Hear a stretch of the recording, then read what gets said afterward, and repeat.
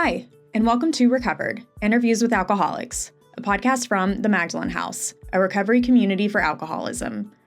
We're a 501c3 nonprofit in Dallas, Texas, lovingly known by many as Maggie's.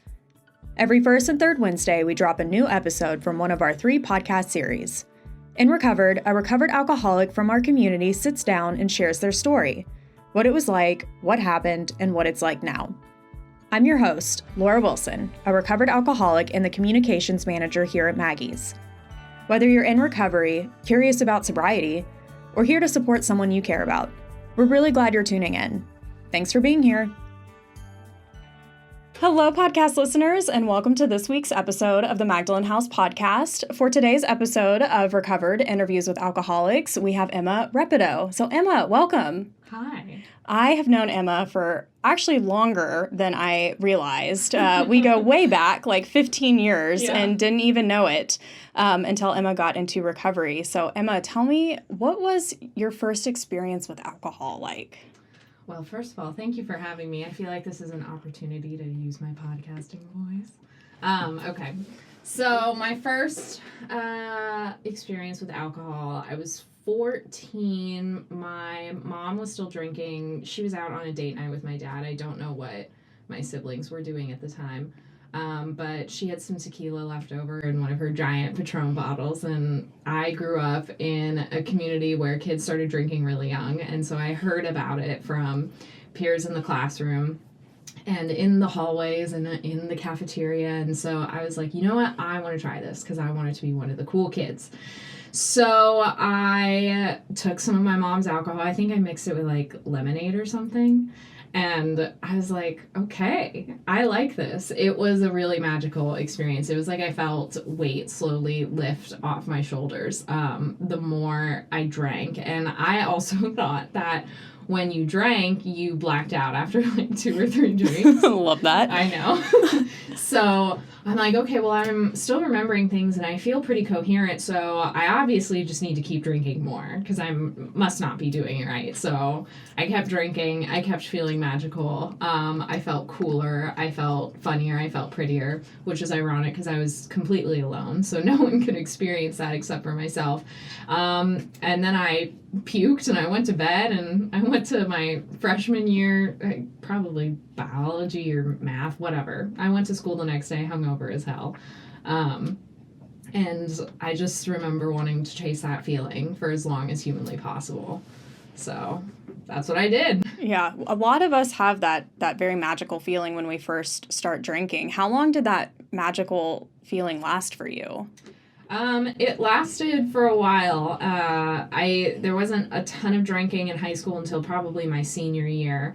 But I would say the magic started to fade probably around COVID. I think during COVID, a lot of people probably experienced this, but there's nothing to do. You're just sitting around in your house. Some people might not be working or they're working from home. And it's like, what am I going to do? I'm going to drink. I'm going to drink and I'm going to watch my silly little TV shows because they're always much more fun with a beverage in hand. And so probably about a year after COVID hit and lockdown happened and all that is when I started kind of feeling like maybe things weren't right. Something was going on. I wasn't sure what it was, but it started to feel like stopped feeling so much like a fun activity and more like a necessity. It was a habit that I couldn't break, didn't want to break. I don't know. It just became a part of my life that felt necessary to live.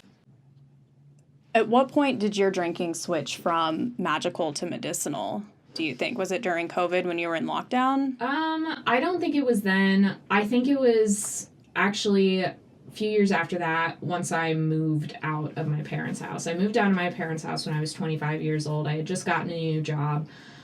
Before that, I was in the service industry for about a year. And so I move out and I'm by myself, and it was great to be alone and kind of have this new phase of life start for me. I'm living by myself. It's my very first apartment. I have this new job that I really enjoy.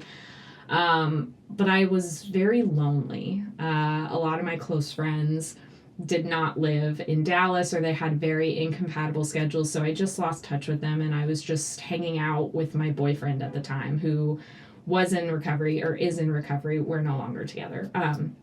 But he was in recovery, and so we would just hang out together. But he didn't care if I drank, which was kind of a good thing for me because I didn't have someone trying to control my drinking. But after a time, it was just, there was a lot of isolation going on. So I felt numbness. I would say probably a couple months after I moved in, things just started feeling lonely. I was isolated. I was getting depressed, and this was the one thing that cured everything. It was a cure-all. It cured my boredom. It cured my sadness. It made me happier when I was already having a good day. It was just like that special magic juice that solved all my problems, even when there maybe wasn't a problem going on at the time. Yeah, it sounds like maybe you started having some quiet signs that it was starting to maybe cost you a little bit more than it was giving you. Yeah, 100%. Definitely cost me financially, too. Yeah. Oh, my gosh. Yeah. And they probably had alcohol delivery at that time, too. They did, but for some reason, I was, embarrassed to do that because I didn't want to have to pick up the alcohol from the person. I don't know. Even though I would go to the same grocery store or the same liquor store and buy the same, 12-pack or 6-pack or whatever every few days. And I was probably seeing the same cashiers at the same grocery store all the time, but for some reason having it delivered, I think in my mind it was like, I'm not going to be that person who has booze delivered. I'm just going to go buy it. Right. And it's so funny how we think that they care and all the different ways that we try and hide our drinking. Was there a specific moment or did you have more of a gradual awareness that you realized that alcohol started taking up more space in your life than you wanted it to? It was definitely more of a gradual awareness. Definitely when I moved into my apartment and I'm by myself, I started realizing how much I was drinking and how often it was happening. And, at first one thing I liked to do a lot was go to the farmer's market on the weekend. At the time when I had moved into my apartment, I was in the middle of taking a paralegal course. So on the weekends, I would do my homework. And so it was fun to me to go to one of the restaurants at the farmer's market, Rex's, shout out, great food, great drinks, for those who are lucky enough to be able to drink normally. And I would sit there and I would do my homework and I would have a couple beverages while I did that because that just felt normal to me. I did that when I was in college. I was successful in doing that, so why wouldn't I be successful this time? Then that class ended and I just kept going back. And I would spend hours there just drinking. And I would be driving home absolutely wasted. And it was a constant thought in my mind of okay, I've got to go in the morning to go and drink. And it started, the time I spent there got longer and longer. The more I drank. And then I would go home and I would pass out and I would wake up and I would drink more. And all of this was so gradual over time that I didn't even realize how much it had consumed my time and my energy until I think it was too late. I hope that answered the question. Oh, absolutely. I'm so impressed by people. There's the oxymoron of functional alcoholic. That I know that you haven't lost your job, you haven't lost a home, or really relationships. How did you start to recognize that alcohol had become unmanageable for you when you weren't really having these consequences? So I think I started recognizing it as unmanageable when I was constantly thinking about it. And I was constantly trying to figure out how I can get my fix and as much of my fix as I can in a short period of time. So while I was taking this class, I was working. And so I would get off of work at maybe 4:30. I'd have probably about an hour to an hour and a half between work and getting to this class, which was 3 hours in the evening. So long time. So I had to eat. So I would go to the old restaurant that I worked at before, and I would get a cheeseburger and I would have 2 very strong margaritas because the bartender there knew me. And so he would give me a little bit extra without even me asking, which I think was what enticed me so much about going back to this place. Not the food. Definitely not the food. No. Although the food was good. But it was like I was speeding and driving recklessly just so I could get to this place on time so I could get my 2 very strong margaritas and then go straight to this class. And maybe I would even get like a roadie and try and suck that down as I'm driving. I feel like I'm admitting to committing a lot of crimes right now. But we all have. It's fine. So it was an obsession. It was so obsessive, the way that I was just constantly thinking about how much I can drink. And then there would be times when I would manipulate my family into going to certain places because I knew that for family dinners, because I knew that these places had very strong drinks, they were tasty, and I wasn't going to have to pay for them. So I could, most of the time, get as much as I wanted. There started to come a point where my parents were like, we are not letting you have more than 2 drinks because I think they were trying to control the drinking a little bit, or maybe just not let me go overboard. But they would always tell me, like, we're not going to pay a $200 bill and the majority of that bill be your booze. That's just not acceptable. What a bummer. I know. Dang. Such a bummer. Yeah. What are parents for if not to pay for your dinner? I mean, that is, or your drinks, more importantly. Yes, exactly. Oh my gosh. When people hear alcoholism, they often imagine these extreme consequences, right? You know, like we just said, that you have to lose everything. What did your relationship with alcohol actually look like from the inside? From the inside, like, we talked about it before, it was magical, and then it started feeling medicinal. Like, I couldn't go about my life without drinking every single day. And then it started to feel really miserable. There was a time when I'm like, okay, I need to take breaks. I need to go a week without drinking. Just don't drink during the work week. Drink during the weekend. You've earned it at that point. You can go ham then. Then it was, okay, you need to take a longer break, so go 2 weeks and see how that goes. Okay, this isn't working, you need to try longer, go longer. And it just felt like such a chore, that trying to not drink, but still really wanting to drink. I was bored, I was depressed, I was... I felt like I had this constant itch going on in the inside of my skin that I could not scratch unless I got that first drink. And that first drink was always just such a huge relief until, I'm trying to quiet voices in my head that are telling me I'm not good enough. I'm lazy. I'm stupid. I'm not worth it. My boyfriend actually doesn't love me. He just loves certain parts about me and our relationship, and all of these just loud voices and untruths being just echoed around in my mind. And I'm drinking to try and quiet that. And at first it worked in that medicinal phase, and then it stopped working and it just made the voices louder.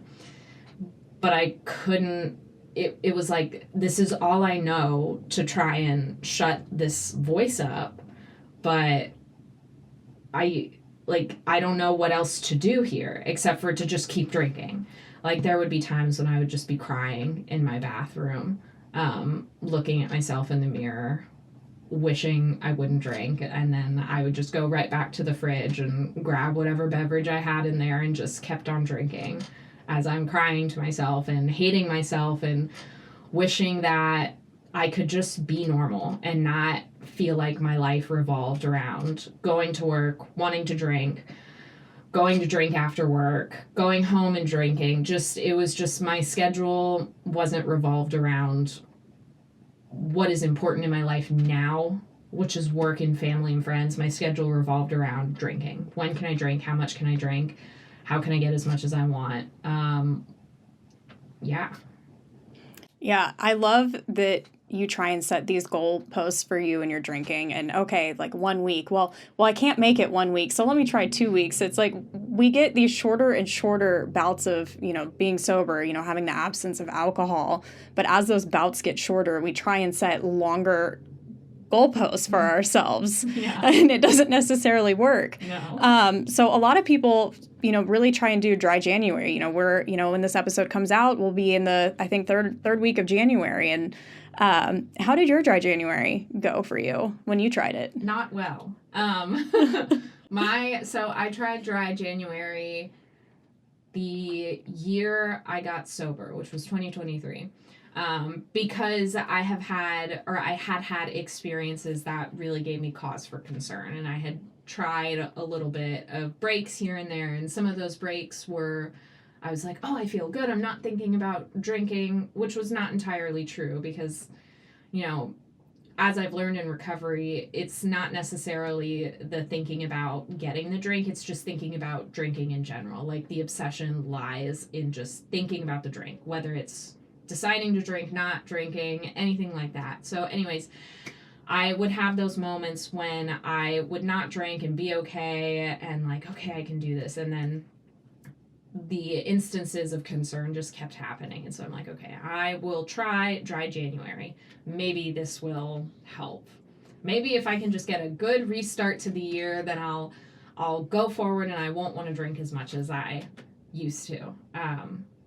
As we all know, alcoholism is a progressive disease, and that did not happen. So it was probably, I think it was 11 days, and I remember 11 days because my dad's birthday is on January 8th, and I think that year that was on a weekday, and so we had a big family birthday dinner for him over the weekend, and I think it was the 11th. I don't know why I remember this so clearly. Anyway, so we go to eat at this nice Italian restaurant, and my brother and my dad get this really nice bottle of red wine, and they're sitting across from me, and this was also embarrassing. I had already told everybody who sat down, yes, I'm doing dry January. I will not be having any wine this evening.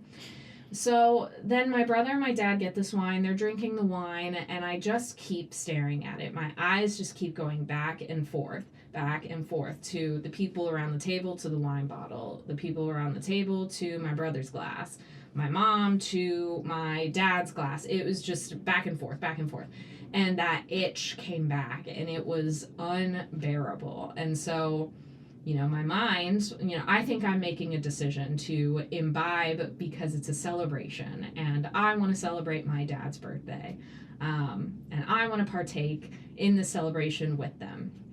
And so, again, I think I'm making a decision. Really, my brain is playing a trick on me. It's tricking me into thinking that, you know what, you deserve it.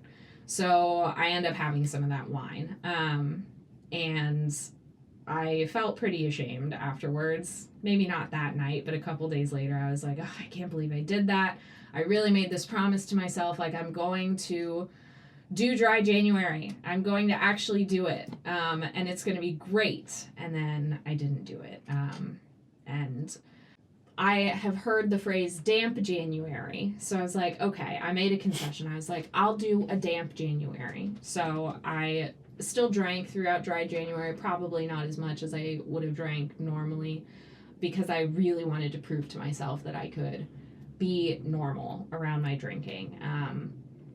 And on the outside, it probably looked like I was normal about my drinking. I wasn't really drinking that much, but on the inside, my brain was just screaming at me to drink. And it felt like a physical fight every single day to not drink, to not pick up that 6-pack when I was grocery shopping, to not stop at the gas station or the liquor store to pick up whatever it was that I wanted. It was such a mental battle. It was truly exhausting.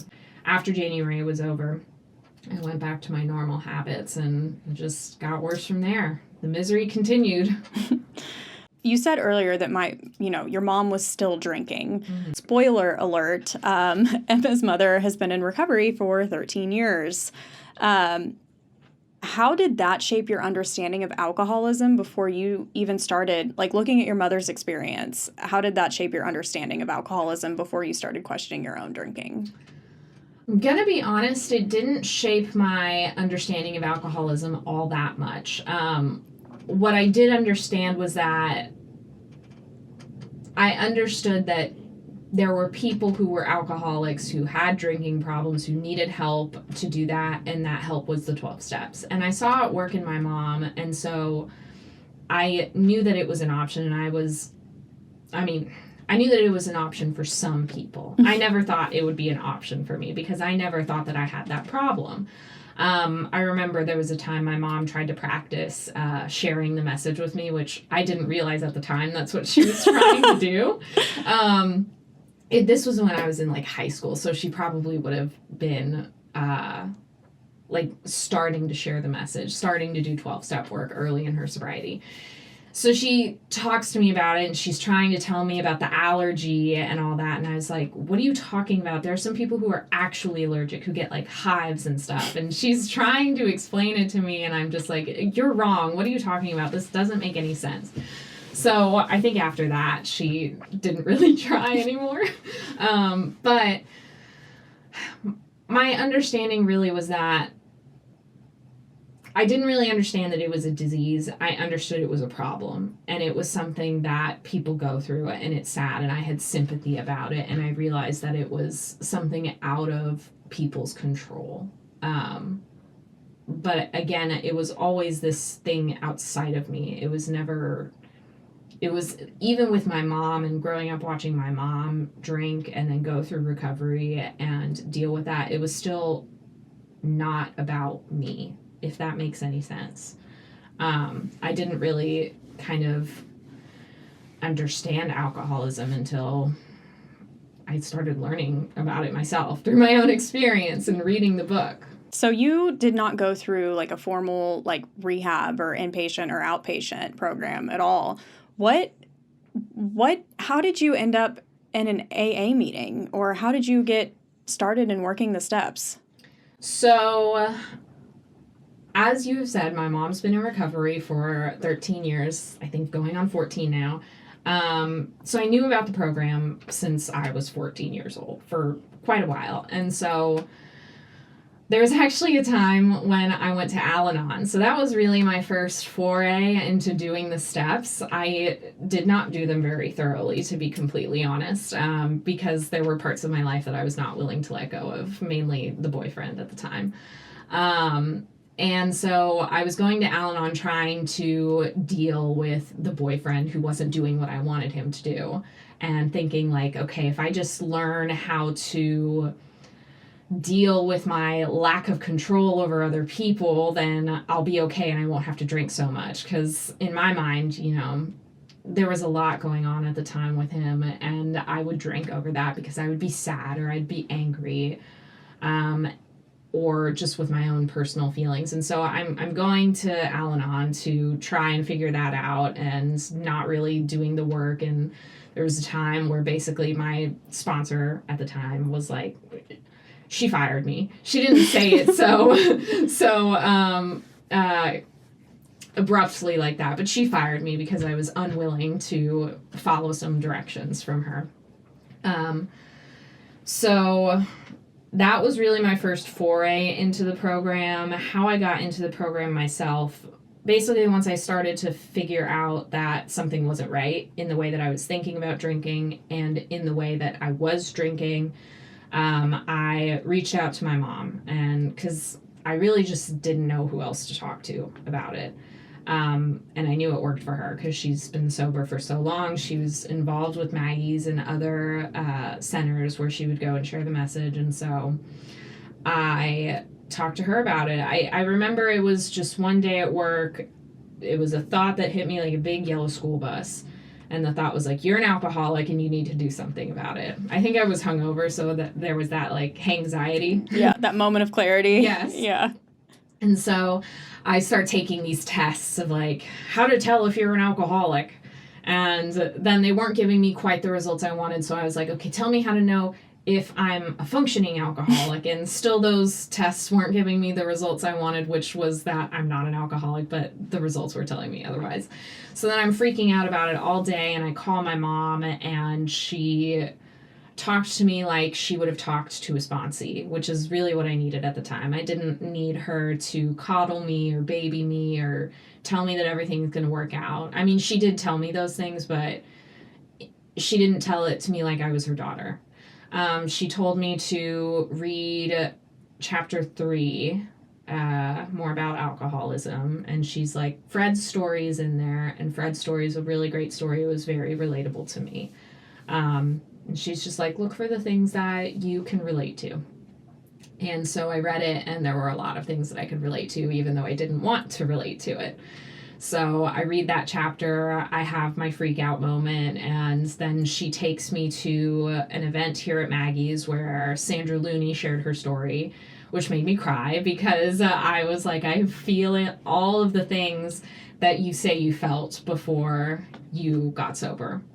And so then that just started another 2 or 3 months of being on the fence. And eventually I was just so tired and miserable and exhausted, and I didn't want to do life anymore, but I also didn't know how to I didn't know how to live life with alcohol. I didn't know how to live life without it. I didn't know how to just be a human being, like a normal human being. I felt like I had major imposter syndrome. And so I bit the bullet, and I was like, okay, Mom, do you have a phone number of somebody that I can talk to? And she gave me my sponsor's phone number, and then we just got to work from there. I saw it work in her. I knew it worked. She was happy. She was healthy. She was free, and she wasn't in chains anymore. So, as cheesily metaphorical as that is. Yeah, but it's so true. Yeah, I mean, totally. I think, it's a lot of us want to find the differences, or, oh, that hasn't happened to me yet. And so it's very impressive that, I know I keep going back that you really didn't have any external consequences, but I believe, and it's been in my experience, that most of us really do have those internal consequences that you've been talking about and that metaphorical chains. What was your understanding of step 1, like while you were still drinking, versus your understanding of step 1 now that you are recovered? So when I was still drinking and I didn't know anything about the program or the steps or what they really mean, I thought that a step 1 meant that my life was in total and complete shambles.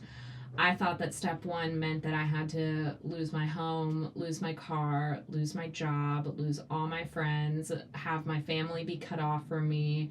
I'm, living on the streets drinking out of a brown paper bag. That's really what I thought step 1 was. I thought it was like so rock bottom that I am like sleeping on rocks, basically.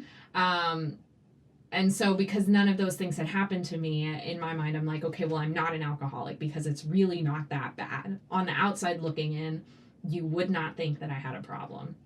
Even my boyfriend at the time, who is in recovery, said, I don't understand why you're doing this. You really don't drink that much. But he wasn't with me 24/7. So he wasn't seeing what was going on when I was alone. He wasn't seeing how much I was throwing back right before I'm going to bed or even walking out the door in the morning. And so,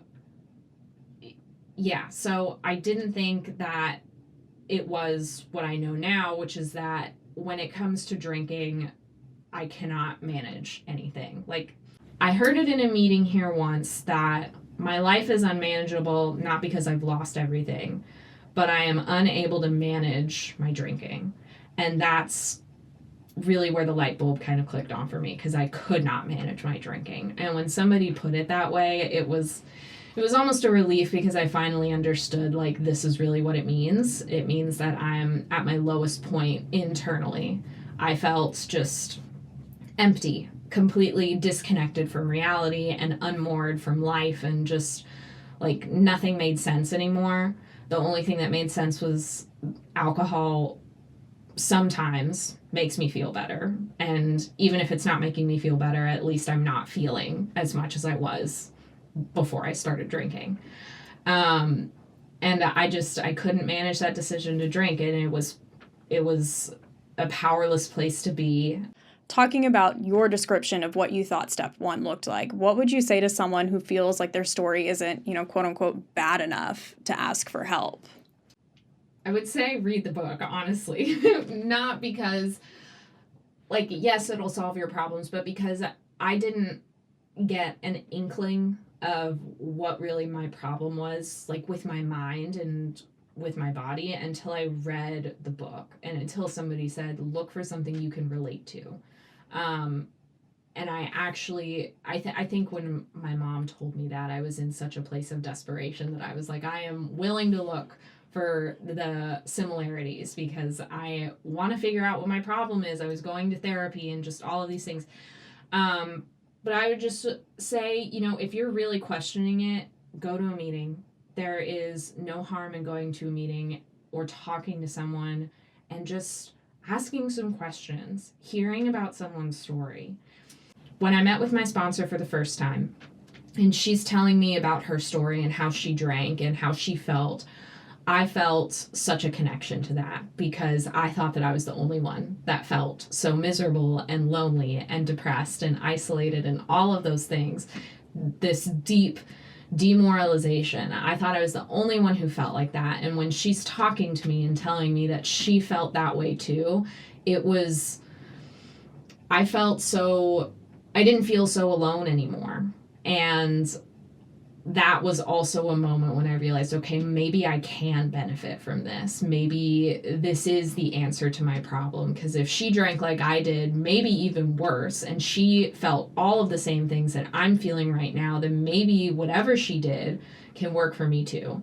And then if you're in a place and you're questioning and you talk to someone or you go to a meeting or you read the book or whatever, and you don't feel any of those things, then hey, keep drinking. Maybe you're just in a weird place of life. I think that's what we all hope that we are. Yeah. When we, start thinking about the possibility of living without alcohol. Because like you said earlier, it was impossible to live with it and it was impossible to live without it. It almost feels like when you say keep drinking, like that's the opposite of what you want to do. But from everything that you have said and in our, previous podcast from earlier this month, step one is truly about your experience. Does my experience align with what is in the book? So besides Fred's story, was there a specific line or was there a specific chapter or what was the moment that you read in the book that aligned, that was the first time you could relate to it? I don't think there is this particular moment. There are a lot of places in the book that I really related to and was like, oh, that's me. If I had my book here and I would flip through and try and find something. But Bill's story, there's a part in Bill's story where I think it's what my sponsor told me to write down is his step one experience where he's talking about there's quicksand all around me. He had met his master, and there's something else in there. But I remember writing in my book that I just wrote black inside because that's just how I felt. And that's how I feel like he described what he was feeling. It's just this blackness inside, this just like empty hole of nothingness and despair. That was extremely relatable because I felt that on the daily. Which is funny because Bill wrote that in the 20s or the 30s, and he's an old white guy, and he was a stockbroker, and he did things that I didn't do, and I just never thought that I would be able to relate to someone like him, but I did. There's another part of the book where it talks about, this incomprehensible demoralization and self-pity, and I felt like that was just speaking to me. I felt that all the time. I was in so much self-pity. I felt so demoralized every time I drank, and I would wake up at 6 a.m. to go to work, and I'm hungover, and I feel sick, and I don't want to go, and I just want to stay in bed and cry and drink and disappear from the world. So those are the two things that, without looking at the book, that just really come to mind. I really felt those moments in my soul. Okay, so you meet with your sponsor for the first time. You accept that you are an alcoholic. What did working the rest of these steps look like for you? So I want to say I didn't accept that I was an alcoholic the very first time I met with my sponsor. Fair enough. It was a couple days later that I kind of had that moment of like, this is unsustainable. I cannot do this anymore. I'm an alcoholic. I think I'm an alcoholic. I'm going to just give it a try. But working the rest of the steps really looked like being open-minded. I don't think I had a problem with being open-minded. was open-minded with a lot of people in my life who had differing beliefs than me. I work in an office where there are all different sorts of people there who do not align with my own viewpoints. So I thought that I had the ability to be open-minded. Being honest, I really had to be honest, and that was an extra mental effort, because I was not used to being honest. And it was just doing what my sponsor told me to do.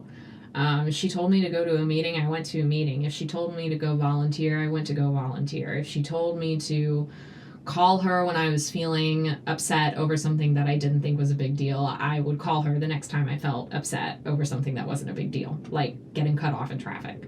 And I just kept hoping that things would start to look up. And I just kept relying on my higher power. I always kind of believed in a higher power. I didn't quite understand what that was or what it looked like, but I tried to keep it simple and just hope that whatever lives in the sky or around me in the universe would help me one day. And I just kept doing that every day. And I kept focusing on the 24 hours ahead of me. I didn't think about, I did, but I tried not to. It was a good effort to just think about, what am I going to do today? And just focus on that day. And then when the next day came, it would be the same thing over and over again. And I just kept going. I just kept doing it. My sponsor told me to do these commitments. I did the commitments, even when I really didn't want to. If I was sad and I wanted to cry in my bed, she told me to get out and come to Maggie's. I actually got involved in Maggie's because she voluntold me to start volunteering here. And so I did, and I've never really left. But yeah, just listening to her and listening to my higher power and just trying to do better the next day and the next day and the next day. Yeah. I love the fact that you did not, you didn't come through first step or next step, but you got here as quickly as you could. Yes. What did it feel like finding this community of recovered alcoholics after, we talked so much in the beginning about that, how alone you felt? Like, what did it feel like to finally be a part of this community? It felt like a warm hug. And I had been missing that warm hug for so many years. I have found some amazing friends at Maggie's and in the recovery community, and I have never felt alone since then. Even in moments when there's not really a lot going on in my life, I don't feel alone. I know that I can come here and I can talk to somebody about my story or their story, or just have some good fellowship. And just, there's always a friendly face that I can look to and talk to and communicate with and just be myself with. And I don't have to think so much about being myself anymore. I always was I was so uncomfortable in my own skin and in the way that I am, and I don't have to be like that anymore. And that was just really freeing. It's this place, Maggie's, is such a magical place. You can always find a friend here, even if you don't know their name yet. What would you tell someone who's listening to this? What would you want them to know about Maggie's? I would want them to know that it is a safe community. It is a loving community. It is a place without judgment or fear.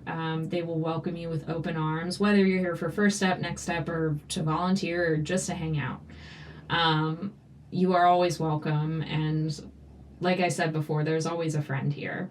You could meet your new best friend here. And yeah, it's just, it is a happy place. Every time I come here, even on days when I am not feeling my best, I always leave feeling better. I might not be feeling 100% again, but I feel better than I did when I walked in the doors. And that's always a good reason to keep coming back somewhere. So what does your life look like today? Life in recovery? So life in recovery looks very different. On the outside, it doesn't look that different. I still have my same apartment. I still have the same job. My parents still talk to me. My family still talks to me. I have different friends. I don't have the boyfriend anymore. But in recovery, I'm not bored. I'm not lonely. I'm not antsy or itchy. I am content. I am at peace. There is a feeling of serenity in my life that I have never felt before, ever in my entire life. I used to think that life would just be like full of darkness and sadness, and there would be a few happy, bright spots here and there that would last like a week or a month, maybe. But now it's the complete opposite. My life is full of that sunshine and that brightness and that happiness. And, you know, life happens. Life is not always perfect and rainbows and unicorns and sunshine all the time. And I'll have moments where I'm not in the greatest headspace, or maybe there are things going on and I'm just not feeling amazing. But those moments happen so much less than they used to. And it's because I have a community to rely on, a program to rely on, and a higher power to trust that there's a plan for me. I don't have to worry so much about where I'm going next. I know that wherever it is I'm supposed to end up is exactly where I need to be, wherever that may be. And it's just, I can be okay not being okay, and I can also be okay hanging out in my apartment all weekend long with nothing to do except for read books, which I love. So yes. Well, Emma, this has been absolutely fabulous. I'm so happy that we finally got you on the podcast. Do you have any parting shots that you would like to say? Thank you for having me. There's always time. Freedom's right around the corner. You just have to be honest, open, and willing. Yeah. Thank you so much, Emma. Thank you. Thanks for listening to Recovered, Interviews with Alcoholics.